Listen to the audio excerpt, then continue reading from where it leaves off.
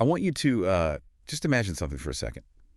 Imagine living in a tiny, totally overcrowded apartment right in the middle of Manhattan. Right, in New York City? Yeah, New York City. Oh. You are sitting in the absolute center of like one of the busiest, loudest, most densely populated places on the entire planet. Oh, absolutely. The epicenter. Exactly.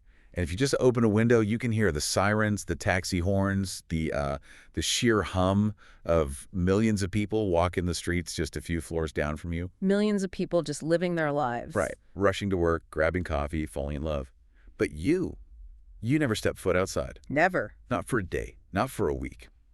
Sometimes, I mean, for up to an entire year at a time, you do not cross the threshold of your own front door. It is an incredibly surreal image to be geographically at the center of the world, yet completely and, well, totally severed from it. Right. And today's deep dive into our stack of notes and this really fascinating article excerpt is about an astonishing true story where that was the exact reality. Wow, the Angulo family. Yes, the Angulo family.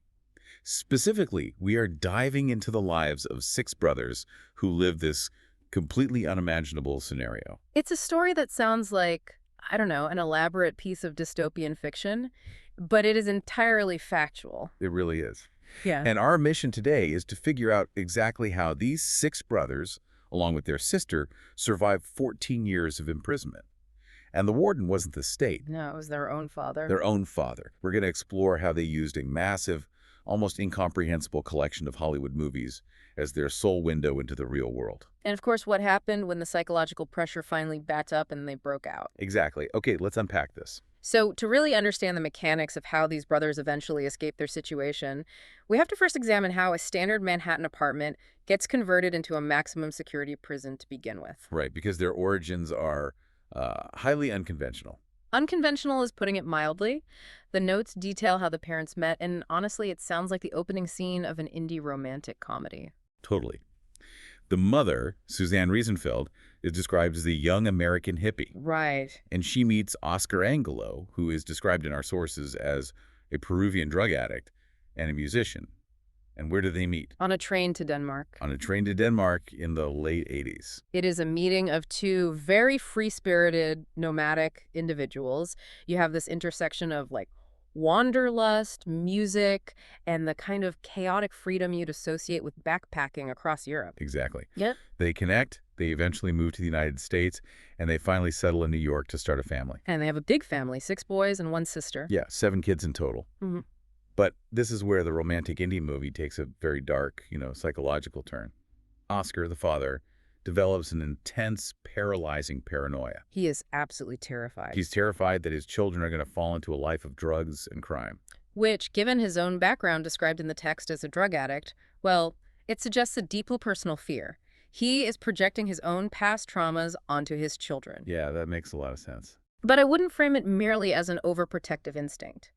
His solution to protect them from the horrors of modern life in New York was to lock them inside their messy, overcrowded apartment and essentially throw away the metaphorical key. And the level of isolation is just staggering. I mean, we mentioned earlier that they once didn't leave for a whole year. That comes directly from one of the brothers, Govinda. Yeah, a full year without stepping outside. The family's main contact with the outside was Suzanne, the mother. Mm-hmm. But the isolation was so absolute that neighbors didn't even know the children were in there. They were completely invisible. It's like a reverse fishbowl. You're surrounded by millions of people, but completely invisible to all of them. But wait, I have to admit I am completely confused by a detail in our notes here. Which part? It says they lived entirely on welfare money, right? Yet the father managed to amass a collection of 5,000 DVDs and videos. Yeah. How does a family living exclusively on public assistance afford a massive, sprawling archive of movies? Like, that makes absolutely no economic sense to me. Well, that is a crucial contradiction to highlight. It tells us everything we need to know about the father's psychological priorities. Oh, so? When you are on a severely restricted income, allocating resources to build a 5,000 movie archive means you are actively choosing escapism over basic living standards. Oh, wow. He wasn't just locking the door, he was heavily investing in a distraction mechanism to keep them docile. That makes a lot of sense. He was funding the illusion. I keep trying to wrap my head around what living in that space does to a human brain. It has to be profound. Think about a sensory deprivation tank. If you sit in a dark, silent tank long enough, your brain cannot handle the emptiness, so it starts to hallucinate to fill the void. It creates its own reality. Right? It creates lights, sounds, and false realities. Yeah. For these kids, that locked apartment was the sensory deprivation tank. And because Oscar eliminated the physical world, nature abhorred that vacuum. They needed something to fill it. Exactly. The boys had to replace reality with something else, and Oscar inadvertently provided the exact hallucination they needed, his massive DVD collection. What's fascinating here is the sheer tragedy of that irony. I mean, Oscar looked at New York City and saw drugs, crime, danger. He wanted to create a sanctuary. Right, he thought he was protecting them. But in his attempt to shield his kids from the unpredictable threats of modern life, he actively subjected them to a completely different yet arguably more damaging horror. The total isolation. Exactly, the psychological trauma of total isolation. He didn't save them from a prison, he just built a bespoke one for them. And because these kids couldn't experience the real world, they couldn't go down to the street and learn how society works. No social interaction at all. Yeah, like how friends joke with each other or how to resolve a conflict. Their entire socialization process had to be crowdsourced from Hollywood. Precisely. The father's collection of 5,000 films wasn't just entertainment. For these brothers, it was a makeshift curriculum for human behavior. 5,000 movies. To put that in perspective for you listening right now, if you watched a movie a day, every single day, it would take you almost 14 years to get through that collection. Which, remarkably, is exactly how long they were locked up. 14 years. And they didn't just passively watch these films, they completely embodied them. Yeah, they lived them. The notes describe how the 6 brothers would dress up in dark glasses, white shirts, black suits, and black ties to perfectly mimic the criminals in Quentin Tarantino's thriller Reservoir Dogs. Which is such a striking image, but I'd actually push back on the idea that they were just playing dress up or trying to look cool, like a typical group of teenagers. Really? Why? Well, in a normal childhood, kids play pretend, but they know where the game ends and reality begins. For the Angulo Brothers, as the source material states, film was their world. Ah, I see what you mean. Putting on those suits was less about cosplay and more about adopting a uniform that made them feel powerful in an environment where they were entirely powerless. Here's where it gets really interesting, because there is a massive logical flaw in the father's master plan. The dad locked them away, specifically to keep them away from crime, violence, and drugs, right? That was his stated driving motivation, yes. Yet the boys claim they learned the importance of family from watching The Godfather, a violent, blood-soaked movie about a mafia crime syndicate. It is incredibly ironic. Right, and they spend their days walking around their locked apartment, meticulously studying and emulating the violent criminals from Reservoir Dogs. Right, they're cosplaying mobsters. So the father locks them up to avoid the criminal element of New York, and they end up being raised by fictional mobsters. Yeah. It feels like this protective bubble backfired in the most cinematic way possible. I see the irony, but I think we have to look deeper at how the brothers actually process these films. If we connect this to the bigger picture, the movies didn't teach them to be criminals. No, it comes down to parasocial relationships. When you have no real friends, you form deep psychological bonds with fictional characters. There is a profoundly optimistic quote from the brothers in our notes. What did they say? They said, "The films taught us that people are much better in the world." Wow. That is such a wild takeaway from violent Hollywood thrillers. I mean, if you were watching The Godfather, you're watching betrayal, murder, and extortion. How do you walk away thinking people are good? Because they were extracting the emotional truth out of the fiction. Think about the narrative arc of most films, even dark ones. Okay. There are always underlying themes of loyalty, redemption, love, and sacrifice. Instead of the violence making these boys cynical, the underlying structure of fiction actually instilled them with hope. That's fascinating. They were using The Godfather not to learn how to run a racket, but to understand familial loyalty because they had no other frame of reference for how families interact with the outside world. Art gave them the empathy their environment lacked. That is a beautiful way to frame it. They were mining violent movies for basic human decency. Exactly. But a simulated reality only holds up for so long. Inevitably, teenagers hit a wall. That happens to every single kid. Eventually, just pretending to be movie characters inside a messy apartment wasn't enough for them. Right. The curiosity takes over. They needed to experience the real world for themselves. And that necessity leads to a dramatic, terrifying turning point. Yeah, as one of the brothers, Mukunda, noted, once they hit their teens, the illusion of their isolated world was beginning to crack. They were waking up. They started to realize they were living a fundamentally different life from the people they saw on screen. And that crack shattered completely one morning. The text details Mukunda's breaking point.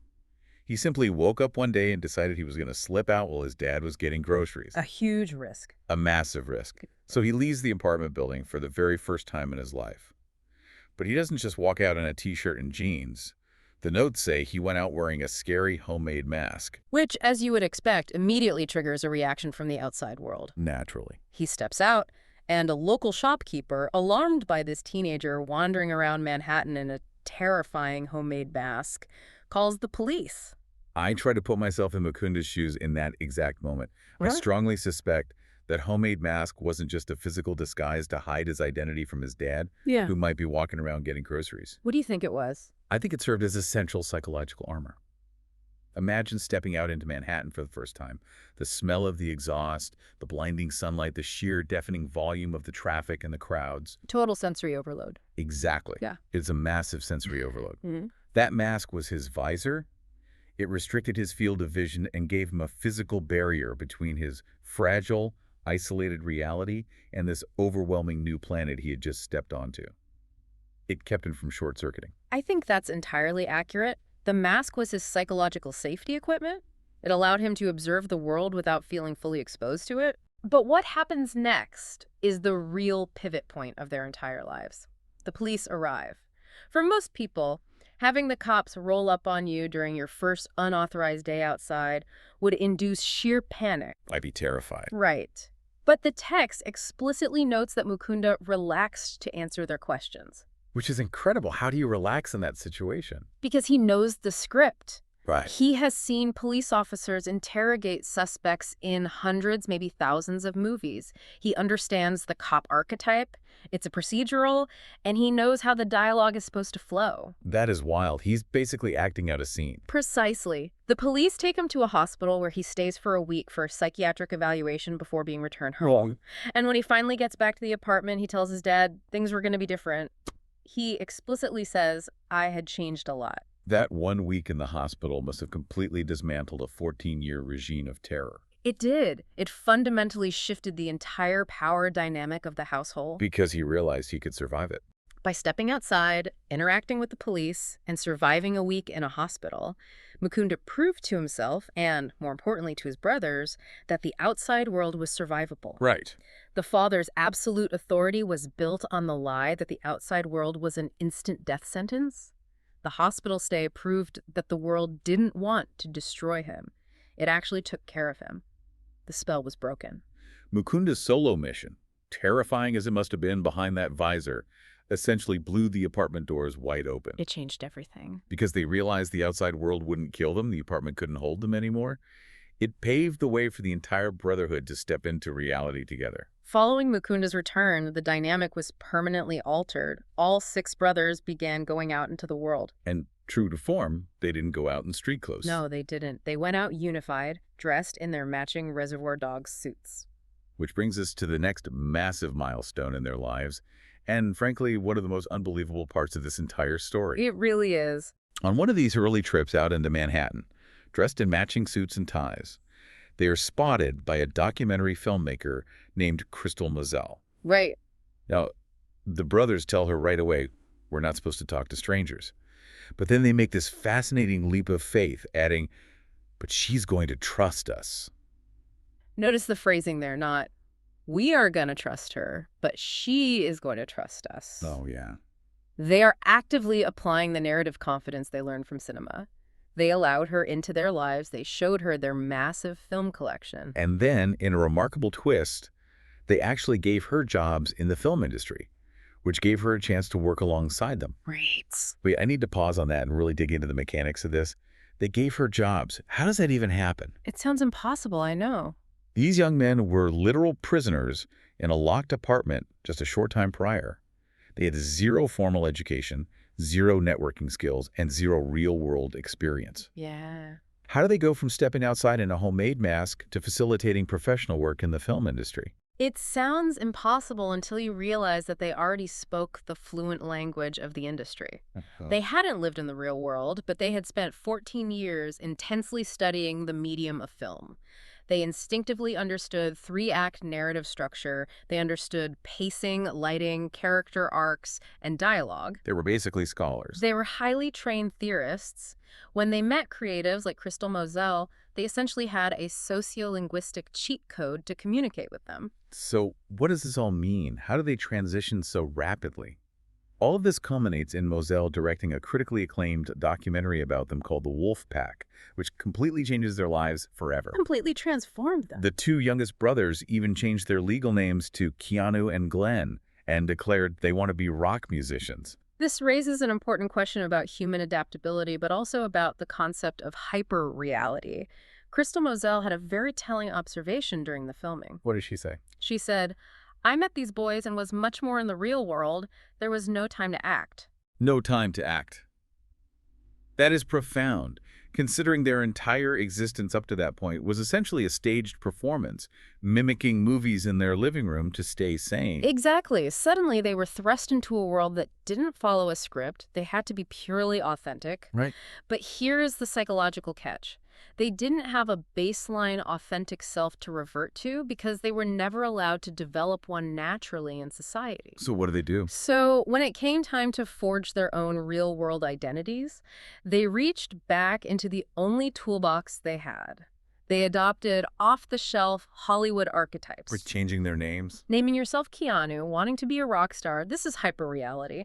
The simulation of life they watched on DVDs became the literal blueprint for their actual lives. That's wild. They weaponized their encyclopedic knowledge of cinema not just to survive the real world, but to carve out a permanent place in it. It is an incredible, almost unbelievable arc. Yeah. When you look back at our notes, we started with two free spirits meeting on a Danish train, which somehow mutated into 14 years of captivity in a locked, crowded New York apartment. A huge journey. We saw a curriculum of human behavior built entirely out of a 5,000 movie collection, leading to a daring, masked escape by a teenager who just couldn't take the sensory deprivation anymore. And it paid off. And finally, we end with them claiming their identity as the Wolfpack, out in the real world, working in film and chasing rock music. It is truly stranger than fiction. It really is. And for you, listening to this deep dive, I think the most vital takeaway is a profound reminder of the practical power of art. Definitely. For the Angulo Brothers, movies weren't a luxury. They weren't a fun distraction at the end of a long work week. They were the literal instruction manual for how to be human, consumed obsessively at a time when humanity was being entirely withheld from them. Yeah. Art taught them empathy, it gave them a structural understanding of society, and ultimately it gave them the psychological courage to walk out the front door. I want to leave you with one final thought to ponder today, building on everything we've just discussed from these sources. If you are listening to this right now, think about how you react in social situations. Think about how you argue, how you flirt, how you comfort a friend. Your baseline reactions. Right. Now, imagine your entire understanding of human behavior, of romance, of family dynamics, and of society was built completely, 100%, on watching thousands of Hollywood movies. Just a wild thought experiment. If that was your only baseline for reality, well, once you finally stepped outside and began living your own life, how would you ever truly know if you were genuinely experiencing reality, or if you were just unconsciously acting out a script you'd accidentally written for yourself?